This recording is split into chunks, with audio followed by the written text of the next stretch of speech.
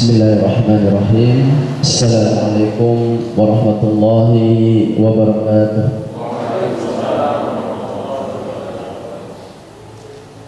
Innal hamdalillah nahmaduhu wa nasta'inuhu wa nastaghfiruh wa na'udzu billahi min shururi anfusina wa min sayyiati a'malina. May yahdihillahu fala mudilla lahu ومن يضلل فلا هادي له أشهد أن لا إله إلا الله وحده لا شريك له وأشهد أن محمدا عبده ورسوله لا نبي بعده قال الله تعالى في كتابه الكريم أعوذ بالله من الشيطان الرجيم بسم الله الرحمن الرحيم يا أيها الذين آمنوا اتقوا الله حق تقاته ولا تموتن إلا وأنتم مسلمون يا أيها الذين آمنوا اتقوا الله وقولوا قولا سديدا يصلح لكم أعمالكم ويغفر لكم ذنوبكم ومن يطع الله ورسوله فقد فاز فوزا عظيما أما بعد فإن أصدق الحديث كتاب الله وخير الهدي هدي محمد صلى الله عليه وسلم وشر الأمور محدثاتها فإن كل محدثة بدعة وكل بدعة ضلالة وكل ضلالة في النار. اللهم صل وسلم وبارك على محمد وعلى آله وأصحابه ومن تبعهم بإحسان إلى يوم الدين. Jamaah sekalian, hafizakumullah, Bapak Ibu yang dimuliakan oleh Allah Subhanahu wa taala. Alhamdulillah, bersyukur kita kepada Allah Subhanahu wa taala pada kesempatan pagi hari ini Allah Subhanahu wa taala mentakdirkan pada diri saya dan kepada kita semuanya bermujalasah, bermuwajahah, duduk dalam majelis ilmu yang mudah-mudahan majelis ini seperti yang dikatakan oleh baginda Rasulullah sallallahu alaihi wasallam, raudhatun min riyadil jannah.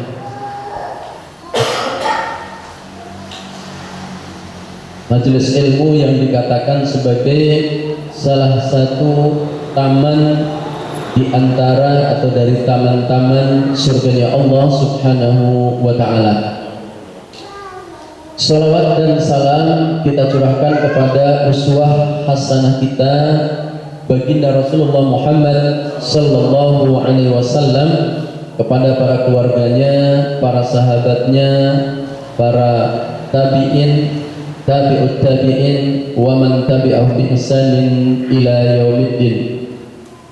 Bapak Ibu sekalian, hafizakumullah, pada kesempatan pagi hari ini ya saya mendapatkan amanah untuk menyampaikan materi tentang at-tarbiyah al-usariyah ya, tentang atau ahamiyatut tarbiyah lil usrah, pentingnya tarbiyah ya bagi keluarga. Wabil khusus kita ini sebagaimana yang dikatakan oleh para ulama kita adalah generasi yang hidup di akhir zaman ya, generasi akhir zaman ya, yang mana ya di zaman Rasulullah Sallallahu Alaihi Wasallam saja mengisyaratkan datangnya kiamat itu kahada ya, dengan menunjukkan jarinya dari antara zamanku dengan kiamat itu cuma seperti ini ya, artinya dekat sekali. Itu baginda Rasulullah SAW sabdakan di hadapan para sahabatnya radhiyallahu anhum, apalagi di zaman kita ini tentunya sudah semakin dekat dengan ya dengan kiamat itu ya. Maka sepakat para ulama bahwa kita hari ini ya, kita itu berada di akhir zaman. Maka ya menjadi suatu hal yang sangat penting ya untuk kita senantiasa memperhatikan tarbiyah pendidikan terhadap keluarga kita. Wabil khusus di sini ya adalah bagi kita para bapak-bapak, ya, ar-rijalu qawwamuna 'alan nisa, ya, bahwa laki-laki itu, para suami itu adalah qawwam, ya, mereka adalah para pemimpin. Maka Allah menyebut kalimat rijal, ya, rajul, ya, jamaknya rijal, tidak hanya sekedar menyebutnya sebagai ad-dzakar, ya, kalau secara bahasa rajul, dzakar sama-sama artinya wong lanang, tetapi secara pengertian ketika mengatakan ar-rijal, ya, berarti di situ memiliki ada tanggung jawab di atas pundaknya. Ar-rijalu qawwamuna 'alan nisa, ya, bahwa laki-laki itu, ya, punya tanggung jawab menjadi pemimpin, menjadi murabbi, menjadi pendidik bagi para istri dan keluarganya. Dan juga secara spesifik Allah Subhanahu wa taala, ya, menyebutkan dalam surat At-Tahrim, ya ayyuhalladzina amanu qu anfusakum wa ahlikum nara. Wahai orang-orang yang beriman, jagalah, ya, diri-diri kalian dan keluarga kalian dari api neraka. Ya, ini perintah dari Allah secara langsung, ya, bahwa ada tanggung jawab, ya, di atas pundak kita. Bukan berarti kemudian kalau tanggung jawab pendidikan itu adalah merupakan tanggung jawabnya para keluarga, kemudian yang ibu-ibu berlepas tangan, tidak. Karena pada hakikatnya para ummahat, ya, ibu-ibu itu adalah merupakan partner, ya, dalam tarbiyah itu. Meskipun secara tanggung jawab di hadapan Allah nanti adalah para lelaki, para suami, tetapi para ummahat adalah merupakan madrasahnya. Kadang-kadang kebolak-kebalik. Yang ibu-ibu kadang-kadang mengatakan, "Loh Pak, tanggung jawab keluarga itu suami." Tetapi yang bapak-bapak juga punya pemahaman yang salah. Ketika kemudian urusan keluarga, pendidikan anak diserahkan kepada istri dengan alasan ungkapan yang tidak salah. Ungkapan ini mengatakan al-ummahat, ya, madrasatul ula. Ibu-ibu itu adalah sekolahan pertama bagi anak-anak kita. Itu ungkapan tidak salah. Hanya saja kita para suami kadang-kadang salah memahami. Betul, para umat itu adalah madrasahnya, tetapi bapak-bapak ini adalah sebagai kepala sekolahnya. Maka sering Pak Bu, nek ada rapat-rapat sekolah gitu, undangan dari sekolahan, kumpul wali, itu kira-kira yang datang lebih banyak ibunya apa bapaknya? Kadang-kadang alasannya itu, ya, tugasnya suami itu kerja golek duit, padahal duitnya orang itu, duitnya rasanya rasa sugi-sugi. Tapi pada saat diundang, ya, kepala sekolah untuk menghadiri rapat wali murid, pasti selalu yang disuruh datang itu ibu-ibu. Saya pernah menghadiri mengisi acara pertemuan wali santri itu, sebuah TK, santrinya sekitar 300 anak yang diundang, ya, bapak ibu sebenarnya, ya. Yang saya kaget waktu itu yang datang bapak-bapaknya cuma 3 orang. Saya tanya sama kepala sekolahnya, Ustaz, ini antum ngundangnya memang yang diundang ibunya? Enggak Ustaz, dua-duanya, suami istri. Ya. Yang 3 ternyata, yang datang ternyata cuma 3. Semuanya ibu-ibu yang datang itu. Jadi ungkapan itu benar, cuman dalam pengaplikasiannya kadang-kadang kita yang salah. Jadi kalau ibu-ibu itu sebagai madrasahnya, sebagai sekolahannya, bapak itu sebagai apa? Kepala sekolahnya. Bukan kemudian kita berlepas dan pasrah urusan pendidikan, terserah awakmu. Nah, jadi Bapak Ibu sekalian karena Allah Subhanahu wa taala, maka ya saking pentingnya tarbiyah usariyah ini, maka Al-Qur'an pun memiliki porsi yang cukup, menggambarkan tentang Al-Quran itu. Maka ada surat namanya Ali Imran, keluarga Imran. Al-Quran juga menggambarkan tentang bagaimana prototipe gambaran seorang suami, ya, model keluarga di dalam Al-Quran. Ya. Ada banyak model keluarga itu di dalam Al-Quran itu. Yang pertama, ada model keluarganya Nabi Ibrahim alaihissalam. Bagaimana keluarganya Ibrahim, Bapak Ibu? Ibrahim alaihissalam itu keluarganya, suaminya adalah seorang nabi, seorang rasul, sudah belum tentu pasti soleh. Istrinya juga adalah wanita solehah. Itu Ibrahim alaihissalam. Tapi ada juga model keluarga yang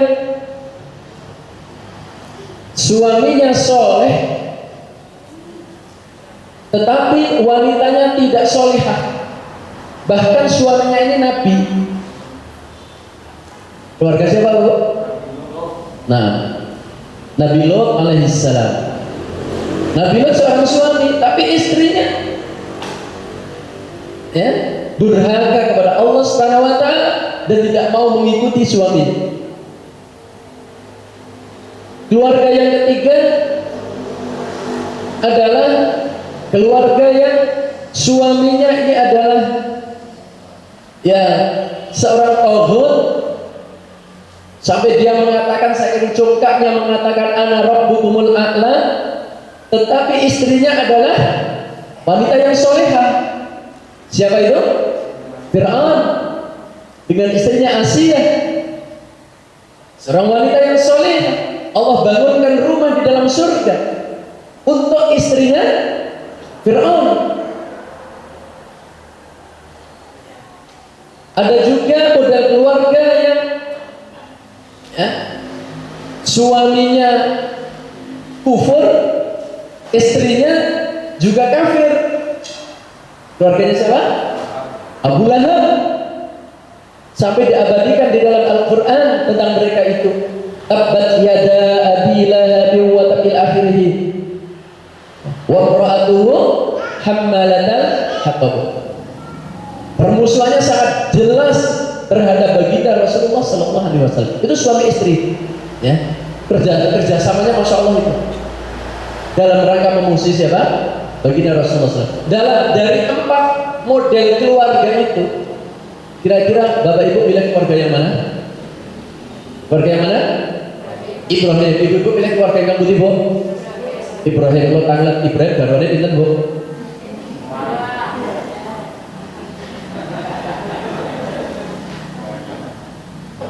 Lo sempat takoni ibu, ya.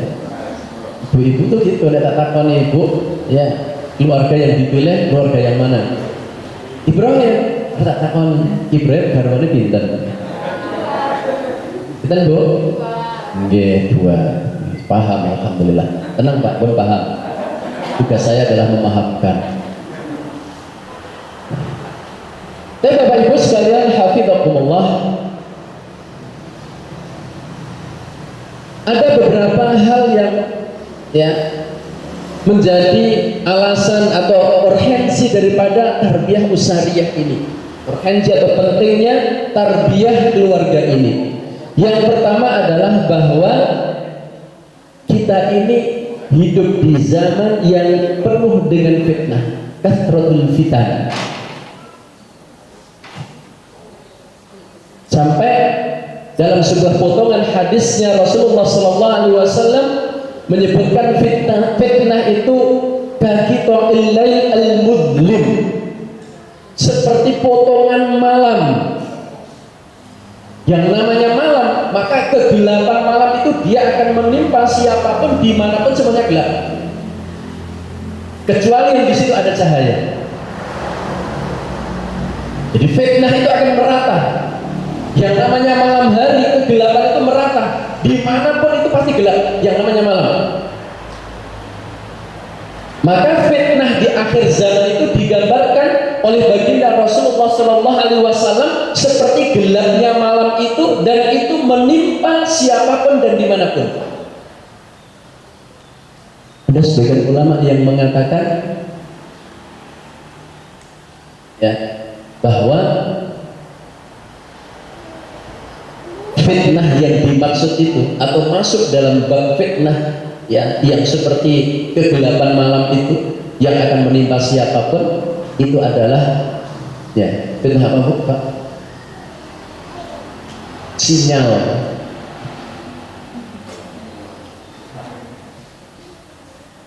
Saya ulangi ya.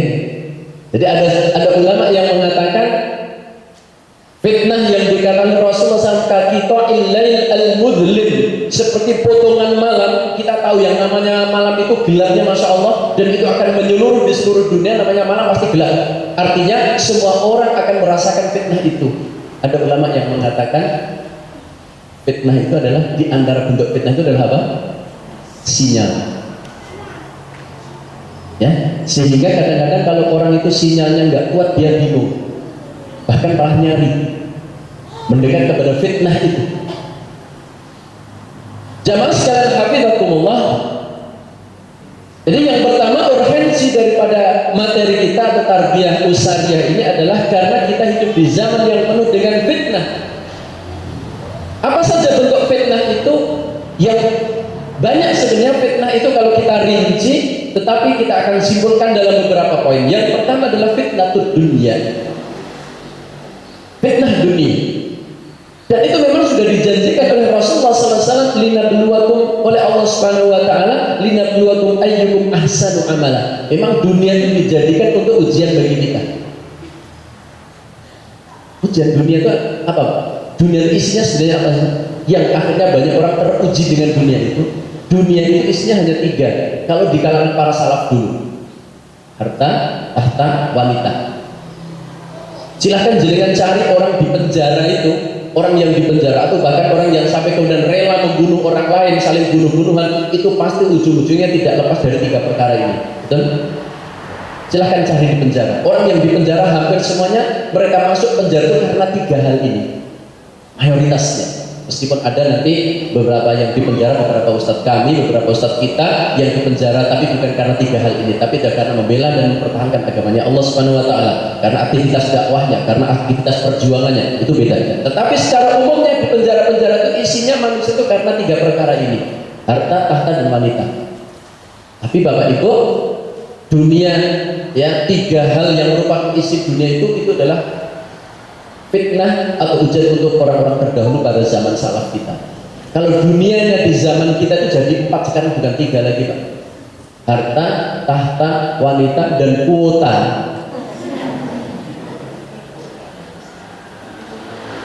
Betul kan? Harta, tahta, wanita. Kuota itu jangan dianggap remeh loh Pak. Jenengan kalau kayak orang di kuota bingung, tapi pada saat ada kuota itu ternyata pintu apapun bisa masuk lewat situ. Maksiat apapun bisa masuk lewat situ.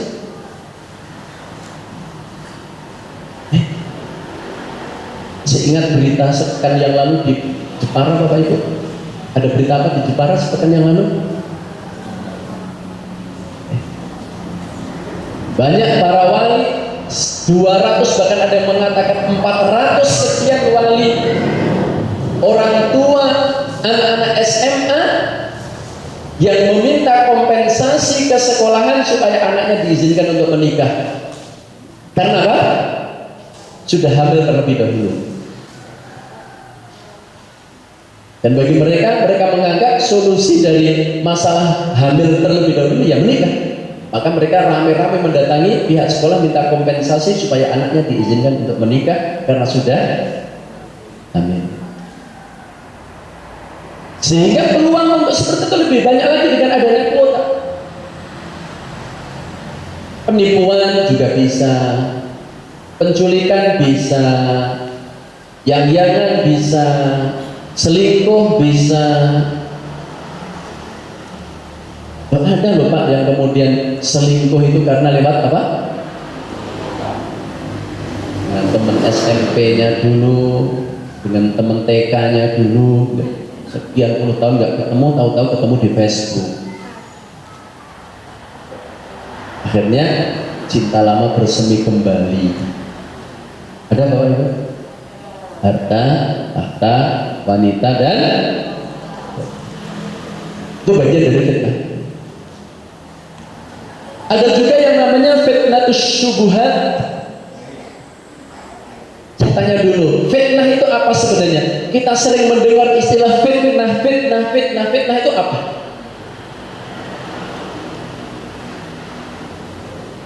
Di dalam Al-Quran Allah Subhanahu wa Ta'ala juga menyebutkan banyak kalimat fitnah.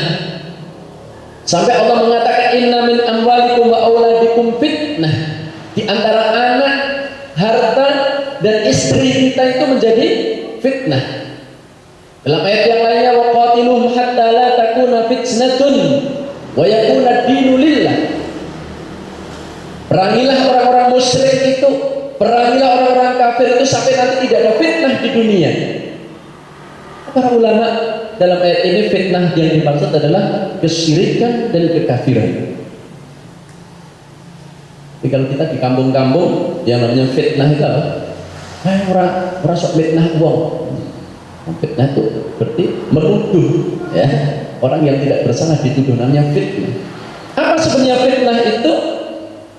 Ya, secara umumnya kalimat fitnah itu sebenarnya memiliki makna satu kondisi, ya, suatu kondisi atau keadaan yang bisa menyebabkan seseorang menjadi kufur, syirik, maksiat, zalim, dan lain sebagainya. Maka apapun yang terjadi atau apapun yang ada di depan mata kita atau yang menimpa diri kita yang kemudian bisa menjadikan seseorang itu kufur, bisa menjadi syirik, bisa menjadi zalim, bisa menjadi maksiat dan lain sebagainya, maka itu adalah fitnah. Maka dikatakan istri itu bisa jadi fitnah. Kapan itu? Pada saat istri kemudian memalingkan kita dari Allah. Istri akan menjadi fitnah. Kapan itu? Pada saat kita hanya untuk memenuhi tuntutan dan permintaan istri sampai kita lupa kepada Allah Subhanahu wa Ta'ala. Keluarga bisa jadi fitnah. Kapan itu? Ketika kita siang malam bekerja sampai kita orang kau ngaji, orang kau ke masjid, tidak kau bersolat jamaah. Dan kalau kita tuh mau berpikir dan kita mau mentadaburi tetangga-tetangga kita itu sebenarnya sederhana. Coba untuk bayangkan orang yang enggak sempat ke masjid, orang sempat sholat jamaah, orang sempat ngaji, itu rata-rata urusan apa Pak Ibu? Berjuang boleh duit, betul? Padahal yang namanya uang itu sudah, rezeki itu sudah dijatah oleh Allah Subhanahu wa Ta'ala. Saya sering sampaikan di mana-mana, kita tuh mudah sebenarnya kalau kita mau berpikir. Coba kita tengok tetangga kita. Bapak Ibu punya tetangga yang sing bendino nyambut gawe awan bengi sore nyambut gawe gak ora kober nang masjid, ora kober ngaji, tapi tekan saiki ora sugih. Ada Bapak Ibu? Biayanya enten ingkang rawuh Bapak Ibu? Nek enten ingkang rawuh kula nyuwun maju tunggal tak damel sampel.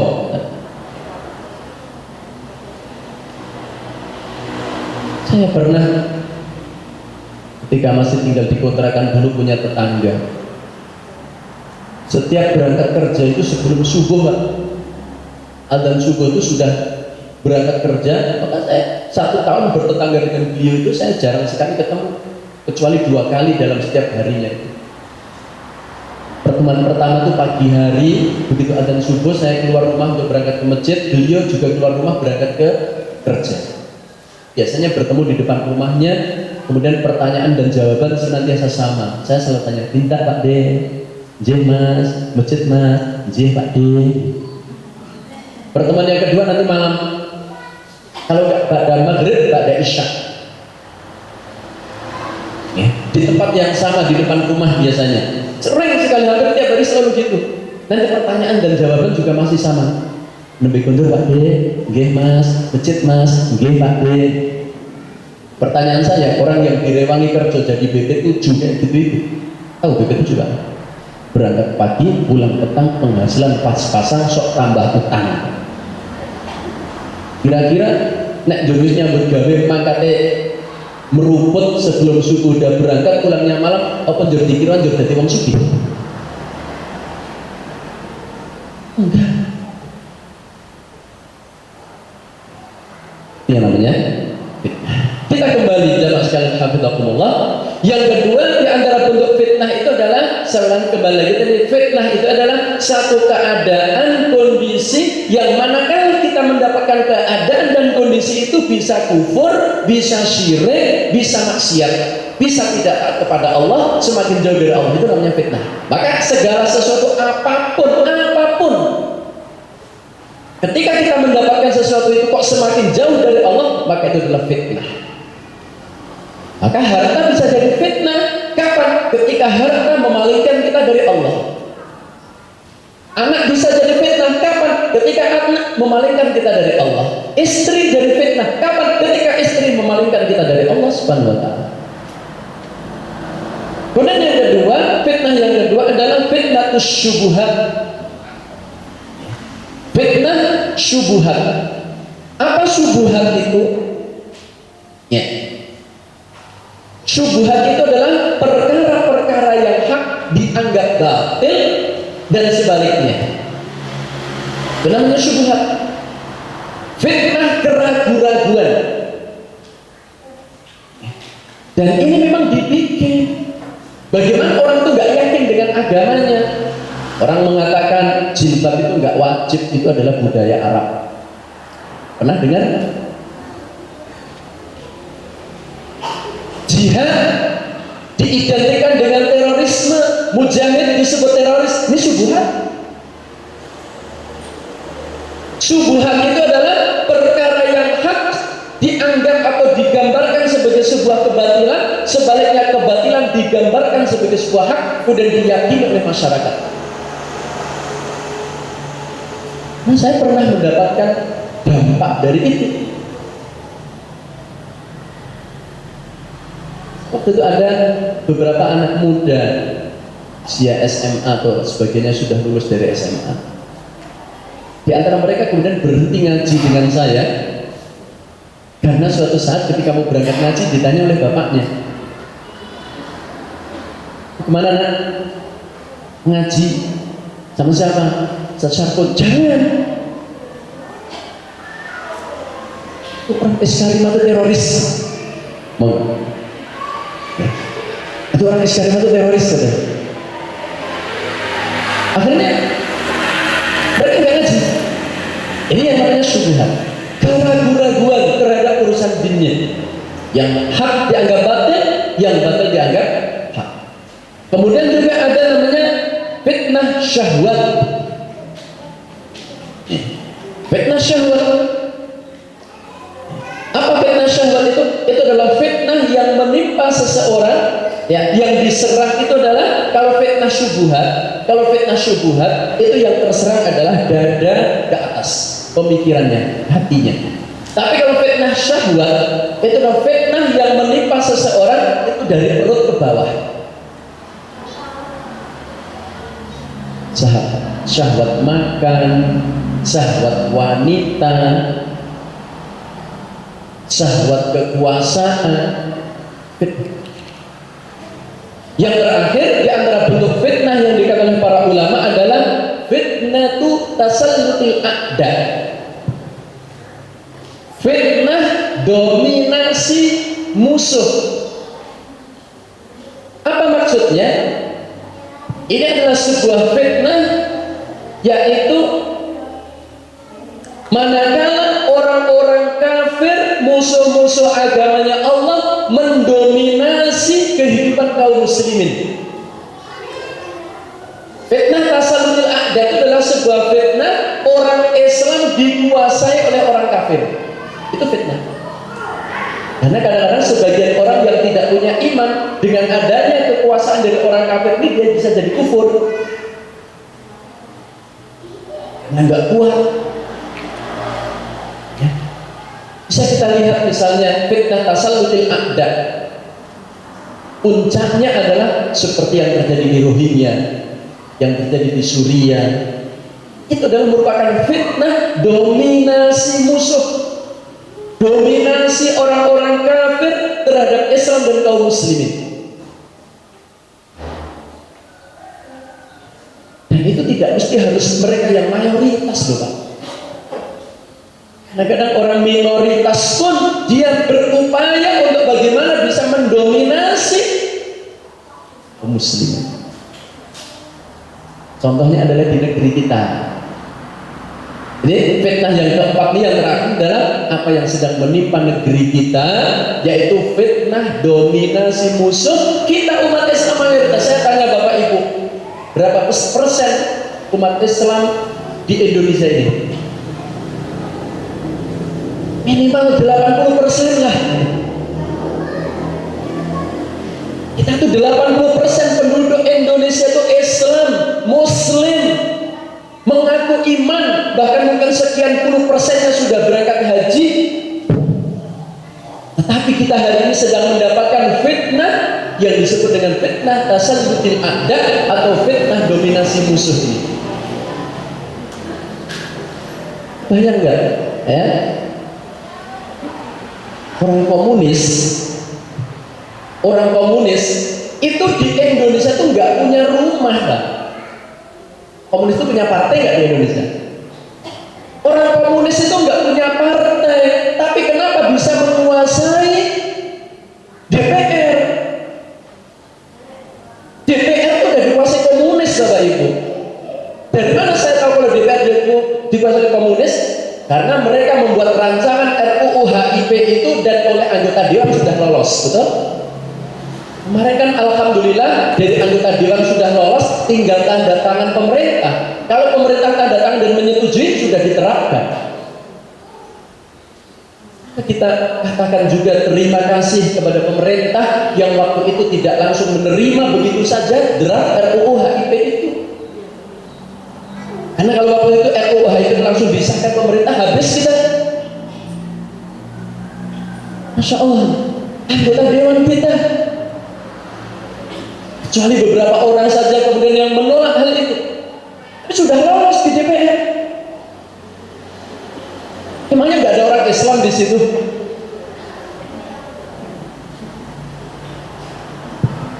Masya Allah. Dulu waktu kampanye, pas kampanye kemana-mana bawa ayat kursi, begitu dapat kursinya ayatnya ditinggal.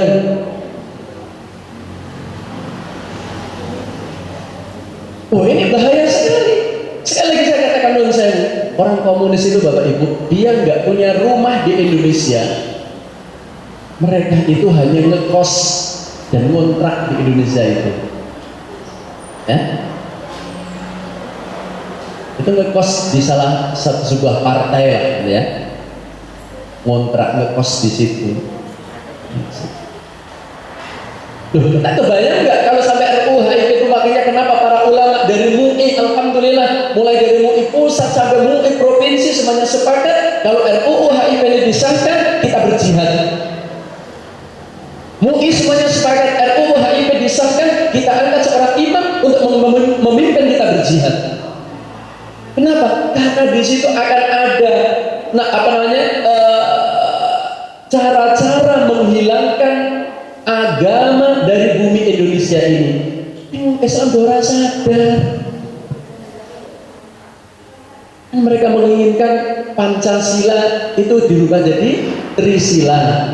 Trisila itu nanti sila ketuhanan itu sudah di sila yang ketiga, paling bawah. Itu pun bukan sila ketuhanan yang Maha Esa, tapi adalah ketuhanan yang berkebudayaan.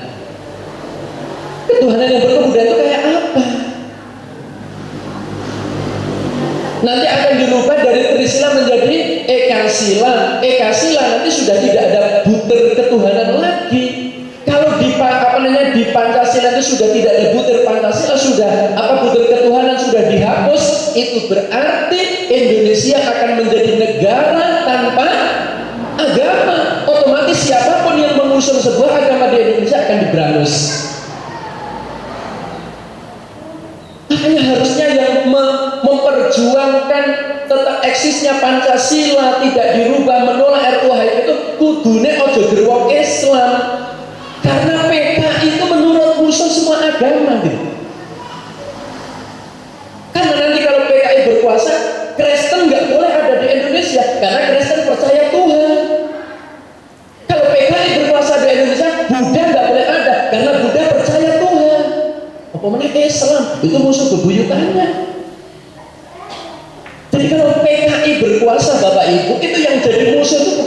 umat Islam. Saya tanya, dulu tahun 65 atau tahun sebelumnya pembantaian oleh PKI itu yang dibantai siapa saja? Jenderal kita yang dibantai berapa Bapak Ibu? Masya Allah. Jenderal-jenderal kita pada diculik kemudian dibantai. Apakah mereka karena sebagai orang Islam? Bukan. Ternyata PKI itu juga akan membantai mereka para kaum nasionalis. Itu yang dimaksud dengan fitnah tasallutil a'da. Fitnah dominasi musuh, sehingga kalau kita sudah didominasi, masya Allah, komunis itu berapa persen sih di Indonesia? Tapi begitu bisa menguasai negeri ini. Sementara kita kaum muslimin yang dipikir kok caranya yang tetap kendile orang jomplang. Mayoritas rata-rata kaum muslimin sudah tidak mau berpikir tentang umat bagaimana, Islam bagaimana, yang dipikir dia caranya kendile orang.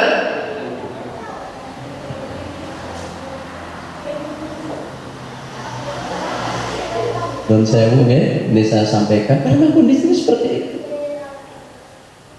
Ya, besok nggak diundang lagi tidak apa-apa, Pak. Saya paling tidak saya sudah berkesempatan menyampaikan materi ini.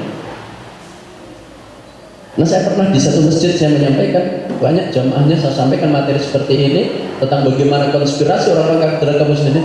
Setelah itu saya nggak pernah diundang lagi. Di sore itu jadwal saya, udah Ustaz Syakun nggak usah ngisi di sini aja.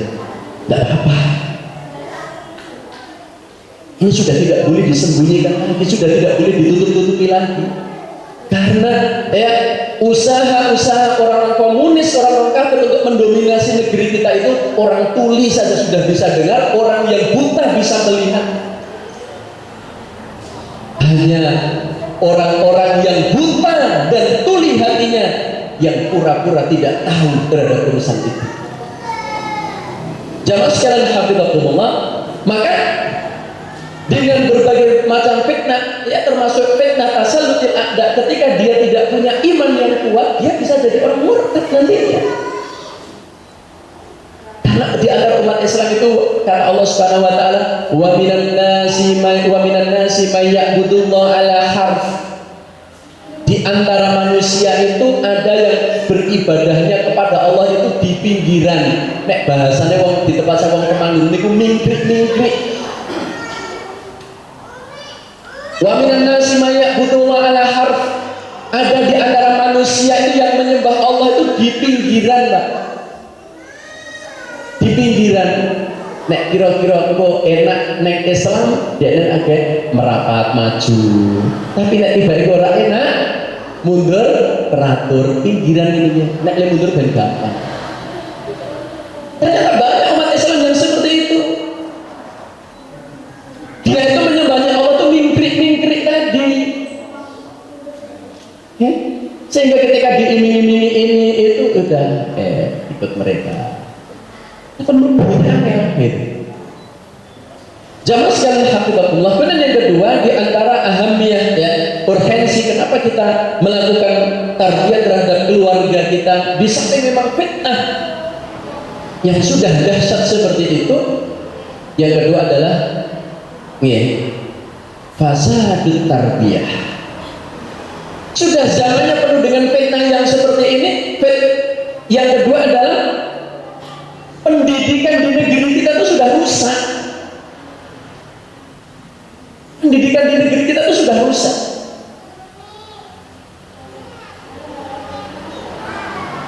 Kita mayoritas penduduk kita Islam. Di SMA, sekolah-sekolah umum rata-rata mayoritasnya murid Islam. Jadi dengan sekolah SMP SMA pelajaran agama itu sekolah sepekan itu berapa jam? 2 jam. 2 jam. Itu pun masih orang yang punya utak komunis tadi itu mengusulkan untuk ditiadakan pelajaran agama. Gerong jam itu bisa dilirik suruh menghapus. Pelajaran agama yang di sekolah umum cuma 2 jam saja, itu tuh dia juga sudah melirik hal itu supaya dihapus pelajaran agama dari sekolahan. Bahkan dia mengatakan, nek Indonesia pengen maju, jauhkanlah, tinggalkanlah pelajaran agama.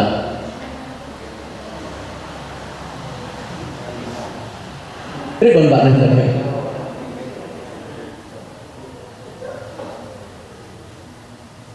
Pokoknya foto ini dipajang di dalan-dalan wakai rangkone musim kampanye nanti. Menyatakan seperti itu.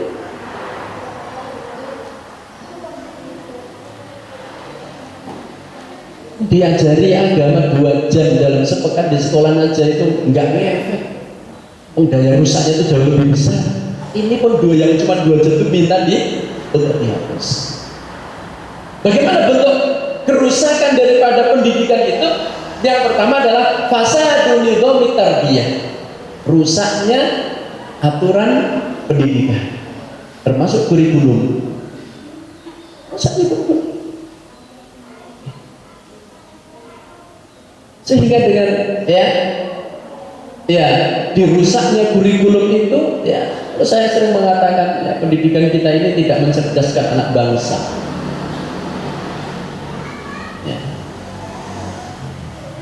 Apalagi model-model pendidikan yang ada sekarang. Kenapa Bapak Ibu sekalian hafizakumullah?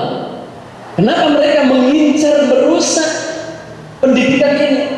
Karena harokah kufriyah, pergerakannya orang kafir, komunis dan lain sebagainya, apapun namanya mereka, itu pada saat ingin menguasai sebuah negeri, bahkan pada saat ingin memusnahkan sebuah negeri kaum muslimin, langkah paling pertama yang mereka tempuh adalah yang disebut dengan harakatut tajhil, gerakan pembodohan. Jadi umat tuh dibikin bodoh dulu. Umat tuh dibikin bodoh. Jadi kalau kondisi kita kaum muslimin sekarang hari ini seperti ini, itu prosesnya tuh sudah dimulai dari sekian puluh tahun yang lalu. Sekarang umat Islam acuh tak acuh terhadap urusan pendidikan, pelan-pelan dibuat. Bagaimana PKI untuk kembali berkuasa, dimulai dari apa? Dihilangkanlah sejarah tentang PKI dari buku-buku sejarah. Dulu zaman kita masih ingat setiap bulan September kita ditontonkan apa Pak tuh? Film D30 SPKI.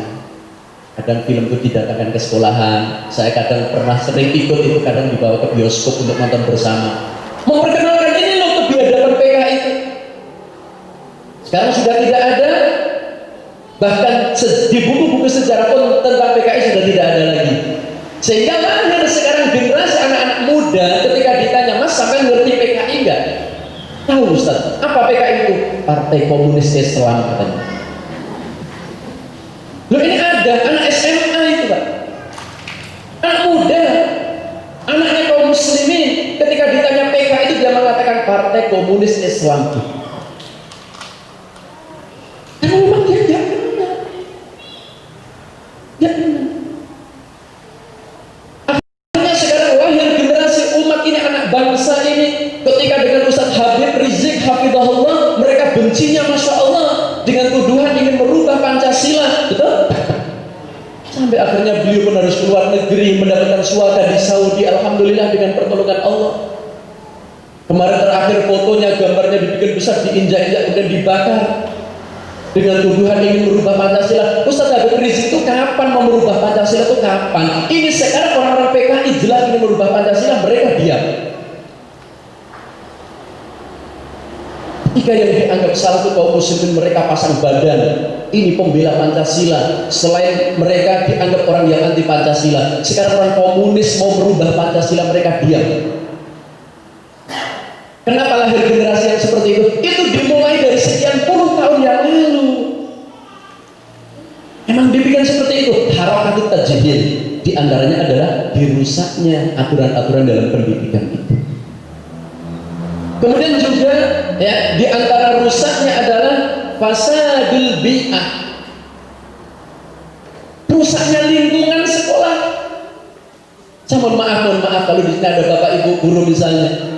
Kita sering saksikan di sekolah-sekolah bapak ibu guru yang bukan mahram mau rapat kemana goncengan berdua, betul?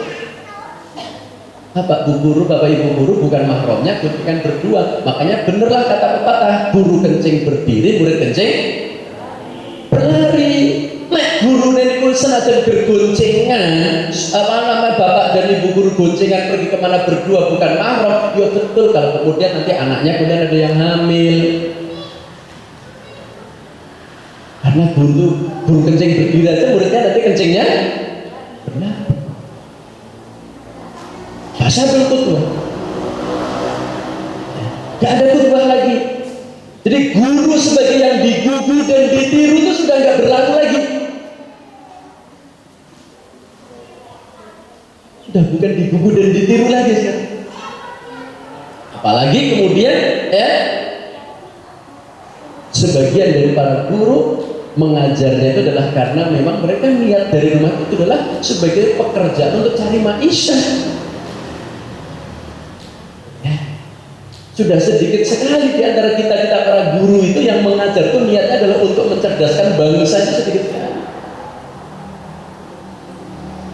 Karena memang tanggung jawab harus digaji. Baik, kemudian yang berikutnya ada fasadul bi'ah, rusaknya lingkungan sekolah. Kemudian fasadul kedua, rusaknya khutbah. Jamaah sekalian hafizakumullah, yang terakhir di antara urgensi pentingnya kenapa kita harus mentarbiyah keluarga kita, mendidik sebenar-benarnya pendidikan.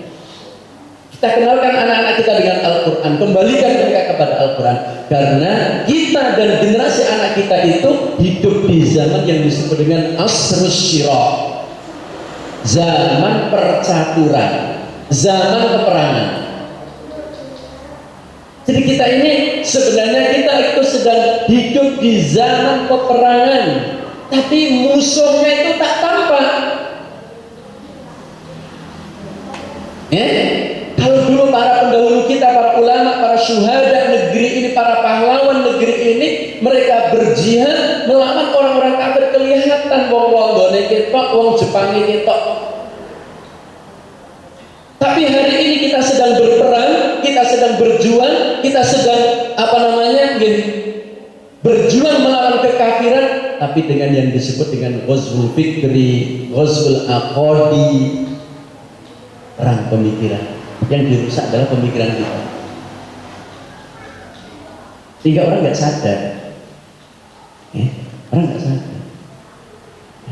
Bahkan seandainya naudzubillah, kita mohon kepada Allah, kalau sampai nanti terjadi kontak fisik di negeri kita ini, bisa jadi nanti itu akan terjadi kontak fisik sesama orang Islam. Menurut saya karena mereka yang setuju dengan RUU HIP itu juga sebagiannya juga orang Islam. Nanti perang orang Allahu Akbar, kene Allahu Akbar piye kan? Nah, sing mati malaikate bingung ki sing sahid sing ndi iki. Sing sahid ndi, sing sangit ndi?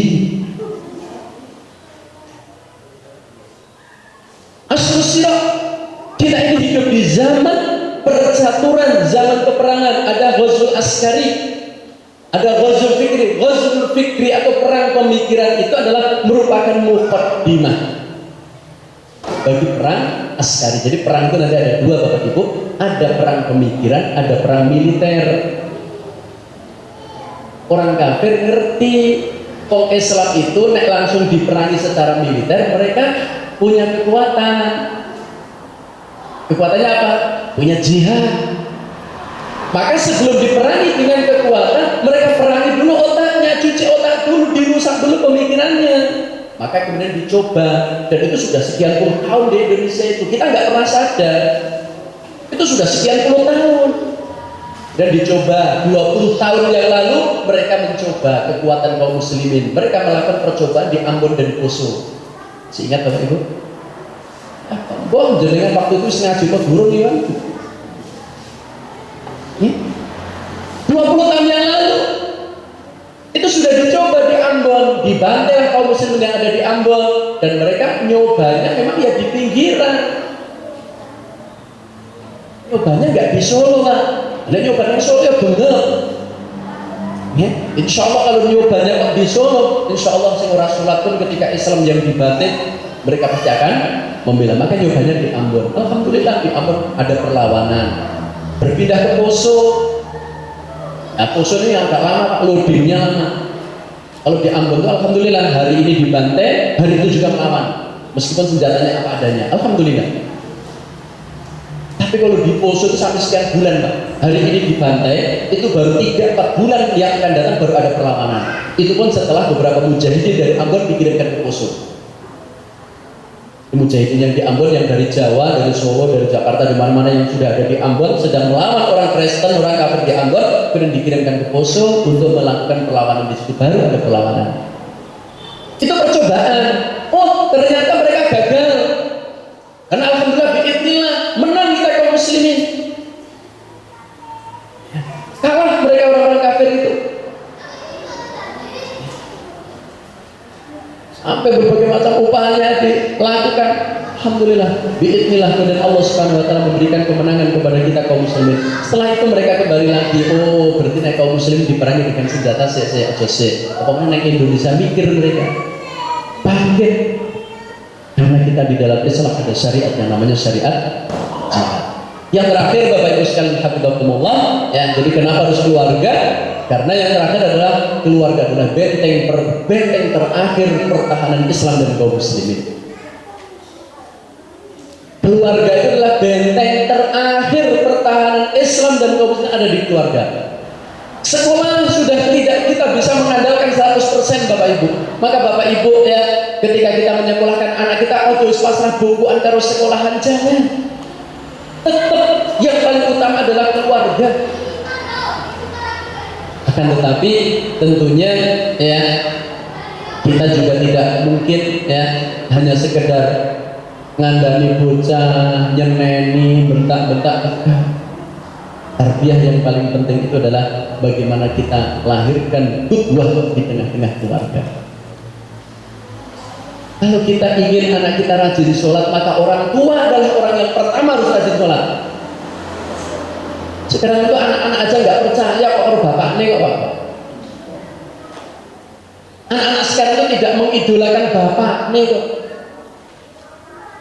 Ada seorang ikhwan, masya Allah, satu tuh dengan cerita ini, ada anak kecil Pak, usia mungkin kelas 4 atau kelas 5 SD. Kelas 4 atau kelas 5 SD. Anak ini sholat jamaah itu rajin sekali. Setiap main dengan adzan pulang Pak, dan sholat jamaah ke masjid. Setiap hari. Suatu saat ditanggap sama takmir masjidnya itu, sama imamnya itu ditanya. Nah, sampai ini rajin ramai sholat tuh. Sampai ini pengen dari opo. Kenapa kok rajin sholatnya? Ini sungguh sangat bahagia kalau seorang bapak punya anak seperti ini.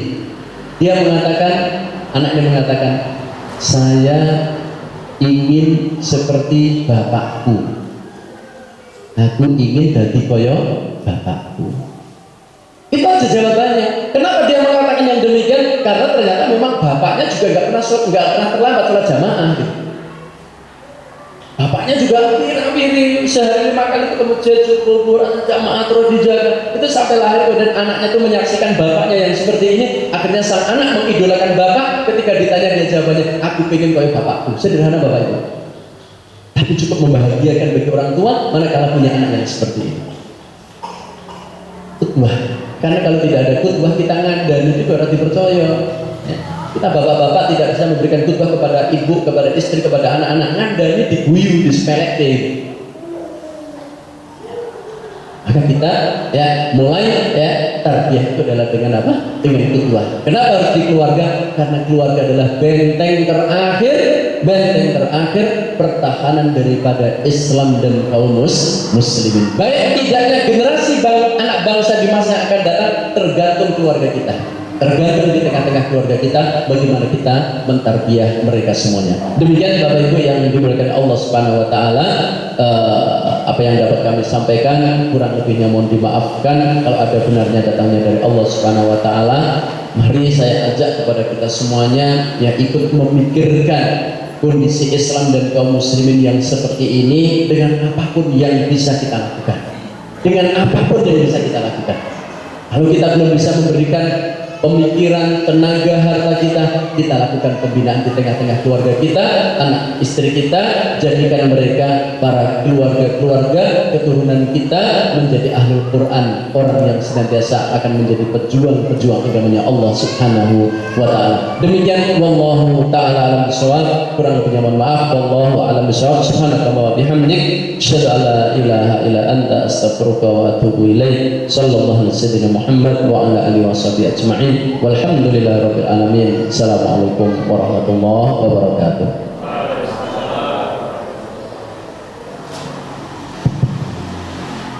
Coba jazakallah kepada Ustaz Jargon yang telah memberikan materi pentingnya tarbiyah bagi keluarga kita. Semoga dengan tausiah tadi keluarga kita senantiasa lebih kuat untuk menegakkan dinul Islam yang saat ini mungkin mulai kurang di negara kita, dan semoga keluarga-keluarga kita menjadi muslim-muslim yang kuat dan negara kita nantinya akan menjadi negara yang badatun, thayyibatun, walaupun wabun. Amin amin ya rabbal alamin. Untuk selanjutnya Bapak Ibu akan kami buka sesi pertanyaan. Kepada Bapak Ibu yang memiliki pertanyaan akan kami buka 2 sesi pertanyaan. Kepada Bapak Ibu kami persilahkan. Monggo.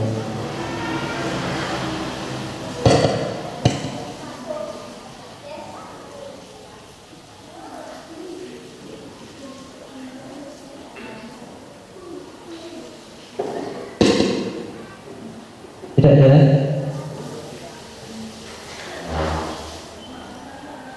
Oke.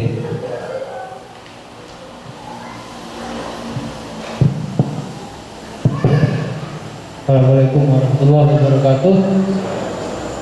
Yang menarik sekali bahasanya pada kajian kali ini.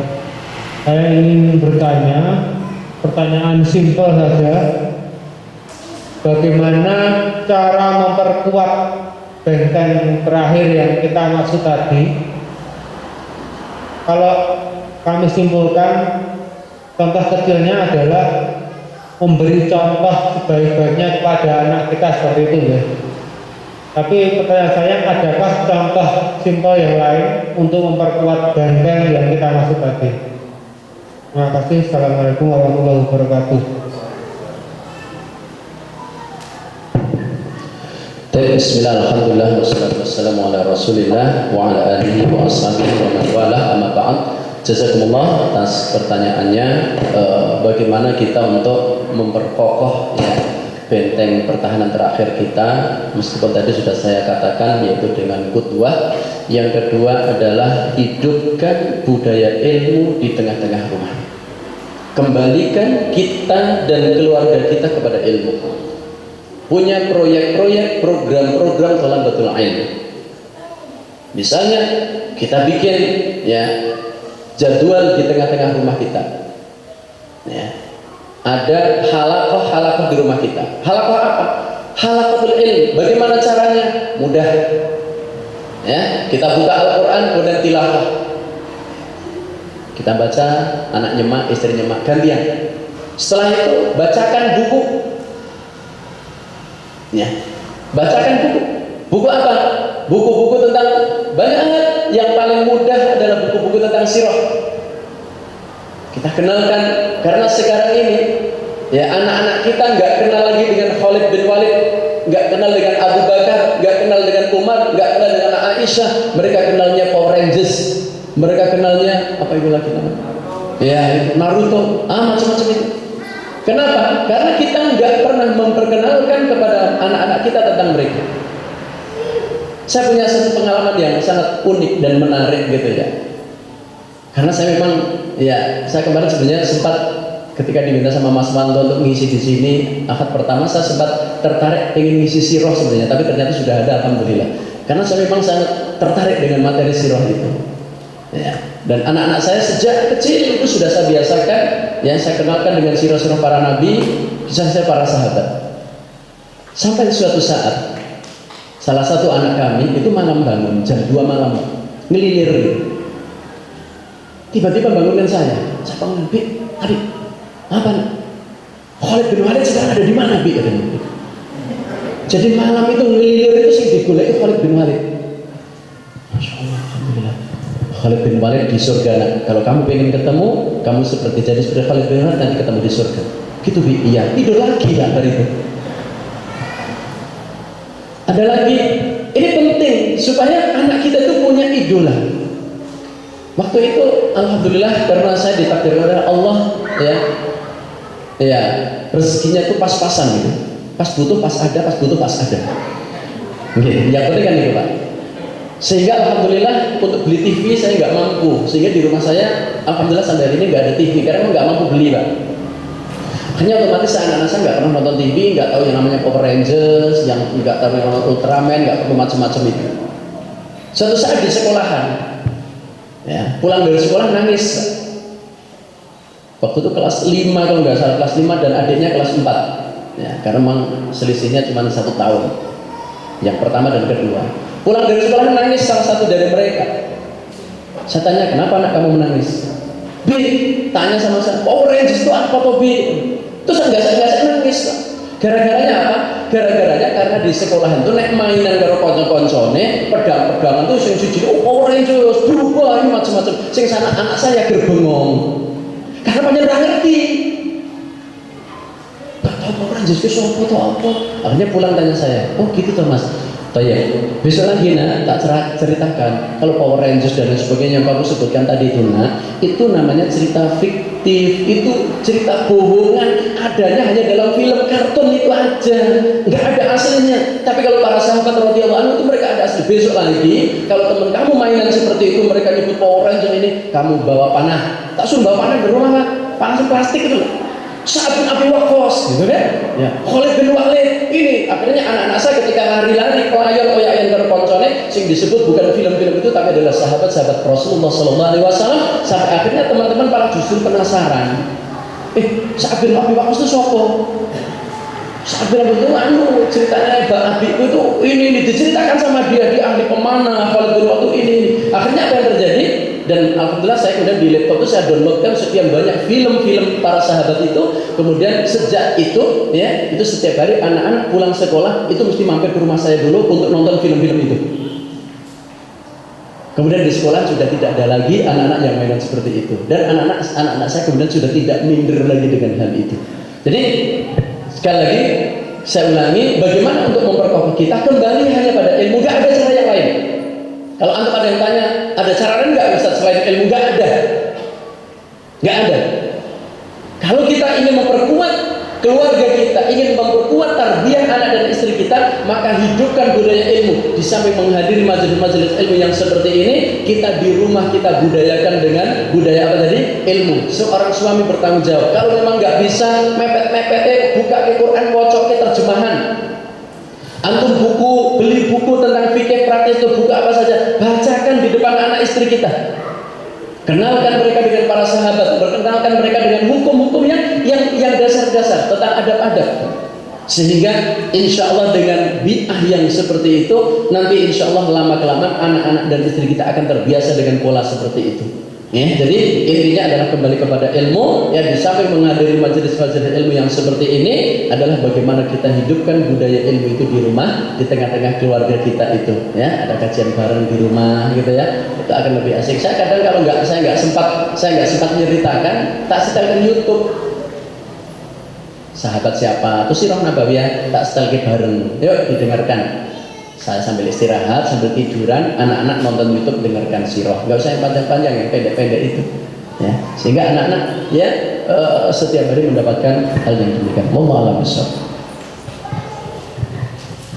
Terima kasih Ustaz.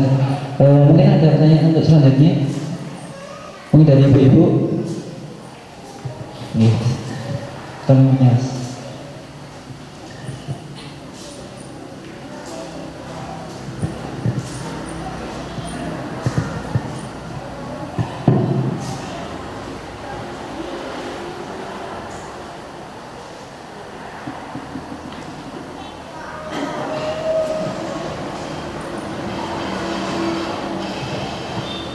Assalamualaikum warahmatullahi wabarakatuh.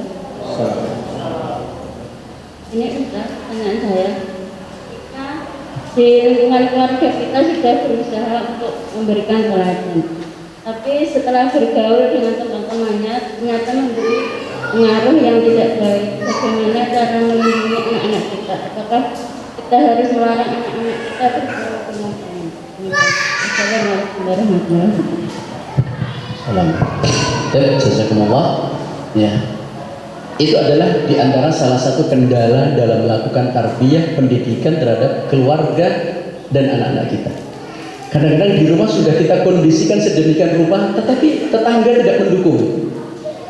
Ya, kayak itu tadi, ya. Di antara dampaknya saya di rumah nggak punya TV. Kadang-kadang nonton TV nonggo. Bahkan saya pernah ketahuan saya tahu anak-anak saya itu, ya, sing bareng-bareng sing gede-gede. Pernah hampir seharian nonton TV di tempat tangga, walaupun yang ditonton ya kartun-kartun itu. Pernah juga ketahuan nonton TV itu di pos ronda itu. Saat dilapori orang-orang kampung, Ustaz, itu putranya Ustaz lagi nonton TV di pos ronda, tak parah nih, gitu, nonton di situ. Itu adalah salah satu, ya. Kalau bagi saya itu saya tidak pernah mengatakan itu sebuah kendala, tapi itulah sebuah seni dalam tarbiyah, dalam pendidikan. Karena kalau nanti nggak ada kendala-kendala seperti itu, kita nggak akan pernah berinovasi, kita nggak pernah berpikir tentang bagaimana kita memperbaiki metode pendidikan kita. Tapi justru dengan cara seperti itu, akhirnya saya berpikir sama istri ini, enaknya gimana, ini solusinya bagaimana? Akhirnya solusinya tadi itu laptop saya isi dengan ya film-film tadi untuk nonton di rumah, ya, tanpa harus keluar. Akhirnya bisa, ya. Dan memang seperti itu, ya. Akan terjadi perang. Memang tarbiyah itu hakikatnya ya peperangan, pendidikan itu ya peperangan, ya. Karena kita mentarbiyah anak kita itu seperti kita mengobati ada seseorang yang terkena racun. Maka kalau kita memberikan obat itu kan ya ada dosisnya. Ya, misalnya kita dikasih obat oleh dosisnya sekian, harus diminum sehari 3 kali misalnya. Jadi kan cuma minumnya 1/4. Orang mandi nanti kan. Harus sesuai dengan artinya apa? Pendidikan kita juga disesuaikan dengan kondisi itu. Ketika memang anak-anak kita kemudian ketika di rumah sudah kita kondisikan ternyata di lingkungan tidak mendukung, ya, lalu bagaimana kemudian lingkungan itu juga yang harus kita bina, ya. Makanya tanggung jawab kita itu memang yang namanya mendidik itu, ya, bukan hanya anak kita. Maka saya ingatkan, ya, bahwa kewajiban seseorang yang menuntut ilmu itu adalah atau niat orang menuntut ilmu itu adalah pertama adalah raf'ul jahli an nafsihi wa an ghairihi.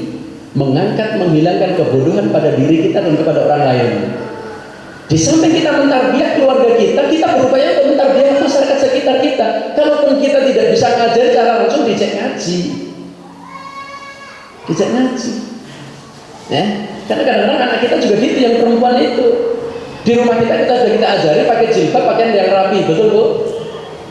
Tapi di masyarakat kita karena mereka nggak paham tentang itu, anaknya pel kecil, gue kelan bising zukensi. Kadang-kadang anak kita ada merasa iri, lapor, itu bagunya si Fulan itu bagus ya kita. Ya. Maka bagaimana ketika kita melihat seperti itu, jangan anak yang pakai baju zukensi kita seneni, tidak. Tapi bagaimana kita merambah dakwah kita ke kampung-kampung, tidak harus berceramah seperti ini karena tidak semua orang bisa ceramah seperti itu. Dakwah itu adalah mengajak orang yang mau ngaji, diajak ngaji. Ya, kita jangan berkeluh kesah dengan kondisi masyarakat yang seperti itu, tapi bagaimana kita bisa memberikan solusi kepada mereka. Kita ikut berdakwah, kita datangi, ajak ngobrol, kemudian diajak ngaji. Ya, maka harusnya ya kalau kita semuanya berpikir yang seperti itu, ingin mengislam, memperbaiki masyarakat, jamaah kita akan semakin banyak jamaah kajian ahad pagi kita ini. Kenapa? Karena masing-masing antum akan bawa jamaah. Oh, saya punya tetangga urung ngaji, urung pakai jilbab misalnya, tanya. Pernah nggak kita ngajak? Dakwah kita sekarang ini, Bapak Ibu sekalian hafidzakumullah, itu ya kalau kita nggak bisa mengajari Islam secara langsung, ajak mereka untuk ngaji, untuk kembali ke majelis ilmu. Dijak terus nanti langsung salah, bosan mereka. Aku dijadi terus tak mangkat lah. Ini nggak kenapa konggone. Jadi kalau kita jadi orang baik, jangan egois, jangan dibagi untuk sendiri kebaikan itu, tapi ajarkan kepada orang lain, ajak orang lain. Kenapa? Karena kalau kita tidak memperhatikan masyarakat sekitar, nanti anak kita yang akan terkena dampak kerusakannya. Maka nanti dari silsilah materi tarbiyah keluarga ini sebenarnya ada nanti materi tentang ya at-tarbiyah al-bi'ah, tarbiyah lingkungan. Jadi kita tidak hanya sekedar mentarbiah keluarga kita, tapi juga bagaimana kita juga mentarbiah apa? Lingkungan kita. Kalau kita sekali lagi, kalau kita tidak bisa mengajarkan cara langsung, kita ajak tetangga-tetangga kita untuk menghadiri majelis-majelis ilmu. Wallahu a'lam bishawab. Oke, Bapak Ibu, demikian tadi sesi tanya jawab. Mungkin karena sudah menginjak siang hari, acara pada pagi hari ini kita cukupkan. Mari acara pada kesempatan hari ini kita tutup dengan hamdalah dan doa kafaratul majelis bersama-sama. Alhamdulillahirobbilalamin. Saya selaku pembawa acara, jika ada salah kata, mohon maaf. Subhanallah wa bihamdika, asyhadu an la ilaha illa